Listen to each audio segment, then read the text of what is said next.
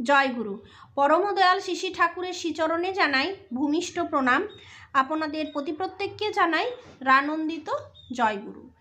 আজ ইষ্ট প্রসঙ্গে আলোচনা করব বিভিন্ন কথাবার্তা, আচার্যদেবের বিভিন্ন কথা। আমরা তো ঠাকুর বাড়ি যেতে পারি না সব সময়, আর যেই আমরা মাসিক পত্রিকাগুলো সেগুলো কালেক্ট করতে পারি না, কারণ আমাদের প্রথম কথা ইচ্ছে নেই, আর যা জানি যা শুনি ওইটুকুই, মানে জানা শোনাটুকুই সময়, তারপর এসে ওই কথাগুলো আমাদের মাথা থেকে বেরিয়ে যায়। যদি মাথাতে থাকতো তাহলে আমরা জীবনে প্রত্যেকেই অনেকখানি উন্নতি করতে পারতাম, তাই না? একই কথা আমরা ঠাকুর বাড়িতে প্রত্যেকের মুখে শুনেছি, কিন্তু আমরা তা করতে পারি না। আমাদের একটাই এখন উদ্দেশ্য, সেটা হচ্ছে ঠাকুরের সঙ্গে যুক্ত হওয়া। তো যাই হোক, বিভিন্ন আলাপ আলোচনার মধ্যে আজকে ইষ্ট প্রসঙ্গটা শুরু করি। আজকে আপনারা অনেকেই বিভিন্নভাবে ব্যস্ত আছেন জানি। আজকে একটা বিশেষ দিন, আমাদের বাঙালিদের একটা গুরুত্বপূর্ণ অনুষ্ঠান, সেটা হচ্ছে মকর। আর এই মকর সংক্রান্তি দিনে আমরা সকলেই খুব আনন্দ করি। কোনো কোনো জায়গায় মকর উপলক্ষে মেলা টেলা হয়, মেলাও দেখতে যাই। তো যাই হোক, পরম দয়ালের কথাগুলো নিয়ে আজকে একটু আলোচনা করে নিই। এক দাদা এসেছেন এবং তিনি আচার্যদেবকে নিবেদন করছেন, বাড়িতে নানান বিপদ হচ্ছে, কি করা যায়। আচার্যদেব বলছেন যে বাড়িতে বিপদ মানে আমার চিন্তা চলন বিক্ষিপ্ত হলে আমার বিপদ হতে পারে। বাড়ির আবার বিপদ কি করে হয়? বাড়ির আবার বিপদ কীরকম? আমরা তো অনেকেই বলি যে ঘরে এত বিপদ চলছে, কি বাড়িতে এত বিপদ চলছে, এই সাধারণ কথা আমরা সকলেই বলি। সেই রকমভাবে ওই দাদা আচার্যদেবের কাছে নিবেদন করেছেন যে বাড়িতে বিপদ চলছে। ধরা যাক একটা গাড়ির অ্যাক্সিডেন্ট হলো। আসল কারণটা যে গাড়িটা চালাচ্ছে তার অনিয়ন্ত্রণ। কই, গাড়িটাকে তো বলি না তুই নিজে নিজে গিয়ে অ্যাক্সিডেন্ট ঘটালি। তাকে না চালিয়ে দাঁড় করিয়ে রাখলে 1000 বছর সে ওইভাবেই দাঁড়িয়ে থাকবে। নিজে নিজে গিয়ে গাড়িটা অ্যাক্সিডেন্ট করবে কখনো? ঝামেলা আসুক, ঝামেলা হতেই পারে। মনকে বলবে এটাই তো তোমার পরীক্ষা, যে তুমি ঝামেলা থেকে কিভাবে মুক্ত হবে। রামচন্দ্র পুরুষোত্তম হয়েও তার ঝামেলা কম ছিল? সর্বশক্তিমান ঈশ্বরকেও মানুষের যা কিছু ঝামেলা সব পোহাতে হয়েছে। কৃষ্ণ হচ্ছে ভগবান, তার জন্ম তো কারাগারে, জেলখানার মধ্যে অন্ধকার ঘরে তার আবির্ভাব। প্রতি পদক্ষেপে মৃত্যুর ছোবল তার সামনে দাঁড়িয়ে আছে। যে কোনো সময় তার মৃত্যু হতেই পারে। রাজার লোক খুঁজছে তাকে মারার জন্য। একটা ভয়ঙ্কর শৈশব নিয়ে তিনি বড় হননি? তাকে যখন মানুষ হয়ে আসতে হয়েছে, মানুষের যা যা কষ্ট সবই তাকে সহ্য করতে হয়েছে। ঠাকুরের সমাধি হয়েছে, আমরা কয়লার আগুন দিয়ে তার গায়ে চিপে দেখছি ওটা সমাধি না তিনি নাটক করে আছেন। তার আর আমরাও তো মানুষ, আমাদের দুঃখ কষ্ট থাকবে না? এটা কে বলেছে? তারা প্রত্যেকে কষ্টের সাথে লড়াই করে দেখিয়ে গেছেন যে পৃথিবীটা হেরে যাওয়ার জন্যে নয়, তুমি যা ভজবে, ভজা মানে প্র্যাকটিস করা, সেই রকমটাই হবে। তুমি নেগেটিভ বলবে, নেগেটিভ ভাববে, নেগেটিভ দেখবে, আর ভাববে জীবনটা তোমার পজিটিভ হবে। তুমি তোমার কামনা, তোমার ইচ্ছা, তোমার সংসার, তোমার উপার্জন, এই সবের মধ্যে সারা দিন নিজের ধান্দা নিয়েই আছো। কিন্তু একটু ঠাকুর নিয়ে চলার অভ্যাস করে কখনো দেখেছো কি? কতবার দিনের মধ্যে ঠাকুর তুমি আমার মনের মধ্যে রয়েছো এই কথাটা ভেবেছো? 86,400 সেকেন্ডের মধ্যে ঠাকুর তুমি কতবার আমার মনের মধ্যে আসছো কখনো ভেবে দেখেছি আমরা? শুধু তো এটা করব ওটা করব, এর জন্য এটা করব ওর জন্য ওটা, এই সব ছবিগুলোই আসে। ঠাকুরের ছবি কতবার আসে মনের মধ্যে? একটা গল্প বলি। আচার্যদেব নিজে বলছেন, অনেক দিন আগে এক দাদা এসে বললেন, আমার 4 বছরের ছেলে অকালে মারা গেল, আমি ঠাকুর ছেড়ে দিয়েছি তারপর থেকে। তখন আমি তাকে একটা প্রশ্ন করি, ছেলে মারা গেল তাতে আপনি কি খাওয়া শোয়া সংসারের কাজ যাবতীয় যা কিছু সব ছেড়ে দিয়েছেন? শুধু গুরুকে ছেড়েছেন, গুরু মানে গুরুত্বপূর্ণ যিনি, কিন্তু আপনার কাছে সবচেয়ে ইম্পর্ট্যান্ট আপনি নিজে, সেটা ভালো কথা। আমি না থাকলে ধর্ম কি কর্ম কি জানতাম? এই সংসারই বা কি জানতাম না। কিন্তু নম্বর 2-এ কে ছিল? আপনার ছেলে আর গুরু। তার মধ্যে আপনি বেছে নিলেন মৃত ছেলের শোকটাকেই আগলে রাখবেন। গুরু সরে গেল জীবনের তালিকা থেকে।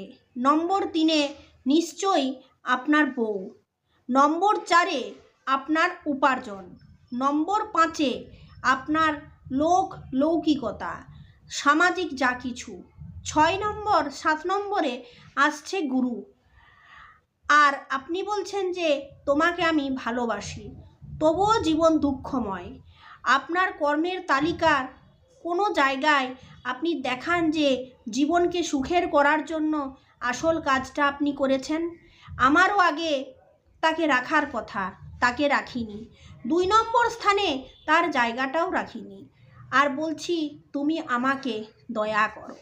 এটা কোন বিচার? এটা বিচার হতে পারে না। আমার জীবনে সবচেয়ে ভালোবাসার জিনিস তুমি হবে। এটা যতক্ষণ না সংকল্প করছি ততক্ষণ একে দোষ দিয়ে, ওকে আগলে ধরে, একে ঠেলে সরিয়ে একজনকে ছেড়ে অন্যের কাছে গিয়ে কোনো লাভ হবে না। জীবন দুঃখময়ই থাকবে। যদি এর মুক্তি চান হাতে ঘোড়া কিছু করতে হবে না। সারাদিনে যা কাজ করা যায়, যা কাজ করা হয় তার মধ্যে শুধু জপ করতে থাকা মনে মনে। যখন আপনার খারাপ সময় চলবে, যখন আপনার বিপদ চলবে, তখন আপনি হয়তো ভাববেন যে আপনার ঠাকুরের জন্য সব কিছু হচ্ছে, আপনি ঠাকুরকে সব কিছু দিয়েছেন, আর ঠাকুরকে দিয়েও ঠাকুর আপনাকে কিছু দেননি এবং ঠাকুরকে মনে মনে আপনি দোষ দিচ্ছেন। এরকমটা দয়া করে করবেন না, কারণ এটা আপনার করণীয় নয়। আপনাকে এই খারাপ অবস্থা থেকে, বিপদ থেকে মুক্তি পেতে আপনি চান, আর তার জন্য আপনি কিছু করতে চান, কিন্তু যেটার জন্য আপনি করতে চান সেটা আপনাকে কি করতে হবে জানেন তো? মনে মনে ঠাকুরকে খুব বেশি করে ভালোবাসতে হবে। কিছু সময় পরে পরেই মনে মনে আপনি সারাদিন মনে মনে জপ করতে থাকুন। মনে মনে আপনি সারাদিন জপ করতে থাকুন। কিছু সময় পরে পরে মনে মনে হুঙ্কার ছাড়ুন যে ঠাকুর আমি তোমায় ভালোবাসি, তোমাকেই ভালোবাসি। 48 ঘন্টার মধ্যে মনের বদল টের পাবেন। মানে যে মনে আপনি যেরকমভাবে কষ্ট পাচ্ছিলেন ওইটা আর পাবেন না। এবং আমাকে জীবনের জন্য চোখের সামনে দেখতে পাবেন আমি কি কি করি আর কি কি পারি না। চোখের সামনে দেখতে পাবেন আমি কি কি পারি আর কি কি পারি না। আমাকে জীবনের জন্য কি কি করতে হবে, কি কি করব না। মাত্র 48 ঘন্টার মধ্যে বুঝতে পারবেন জীবনটা কত সুন্দর। বারাসাতের ওই ব্যক্তিটিকে উদ্দেশ্য করে বললেন যাও লেগে থাকো জীবনের কাজে। হয় না, পারি না, পারবো না, ভাগ্য, দুর্ভাগ্য, মাস, তিথি এসব মাথা থেকে বাদ দিয়ে ঠাকুরকে নিয়ে চলো। এটাই আমাদের প্রত্যেকের উদ্দেশ্য হওয়া উচিত। ঠাকুরই হচ্ছেন আমাদের গন্তব্য, যেখানে আমাদের ছুটে দৌড়ে কষ্ট করে সব কিছু দিয়ে ঠাকুরের সেই শ্রীচরণে আমরা যেদিন আশ্রয় পাবো সেদিন কিন্তু আমাদের রোগ জ্বালা সব কিছু মানে নষ্ট হয়ে যেতে পারে। আপনারা কি জানেন 100 বছর বাঁচার পরও একটা মানুষের বাঁচতে ইচ্ছে করে কেন? না ঠাকুরকে উপভোগ করার আনন্দে। মানুষের হাত নেই, পা নেই, তাও মানুষ ঠাকুরের জন্য করে যাচ্ছে। ঠাকুরের দীক্ষা নিয়ে ঠাকুরকে ভালোবেসেই তার হাত পা নেই, কিন্তু তা বলে কি ঠাকুরকে সে ছেড়ে দেবে? ঠাকুরের সন্তানে সে তো ওই ভাঙা হাত পা নিয়ে খাচ্ছে, ঘুমোচ্ছে, ঘরের সব কাজ করছে, তাকে বাড়ির সমস্ত দায়িত্ব পালন করতে হচ্ছে, সব কিছুই করতে হচ্ছে। কিন্তু আপনারা একটা কথা ভাবুন তো, যিনি গুরুত্বপূর্ণ তাকে কেন ছাড়তে হয় আমাদের? এটা আমাদের মনের দোষ, এটা আমাদের ভাগ্যের দোষ যে সৌভাগ্যবশত আমরা তাকে পেয়েছি, আবার দুর্ভাগ্যবশত তাকে ছেড়েও দিতে পারছি। তো আমাদের এখন বাঁচতে হবে, আমাদের খারাপ সময় থেকে, বিপদ থেকে আমাদের মুক্তি চাই। আর এরকমটা যদি আমাদের পেতেই চাই, সেই ভালো সময়ের জন্য আমরা অপেক্ষা করে আছি, তাহলে আমাদেরকে সব সময় আমাদেরকে মনে মনে বলতে হবে যে ঠাকুর আমি তোমায় ভালোবাসি। আর এরকম ভাবা, এরকম করার সাথে সাথে আমাদের জীবনের পরিবর্তন হয়, মনের পরিবর্তন হয়। আর এটাই আচার্যদেব বলছেন যে 48 ঘন্টার মধ্যে আপনি দেখতে পাবেন যে কি পারি এবং কি পারি না। এই কথাটাই আপনাদের দেখতে হবে।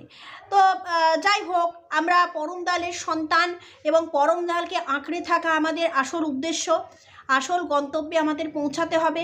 হ্যাঁ, আসল গন্তব্যে পৌঁছাতে হবে এবং ওইটাই আমাদের জীবনের সাকসেস। আমরা যদি তার সাথে যুক্ত হয়ে তার কাজ করতে পারি, ওটাই হচ্ছে আমাদের জীবনের সাকসেস।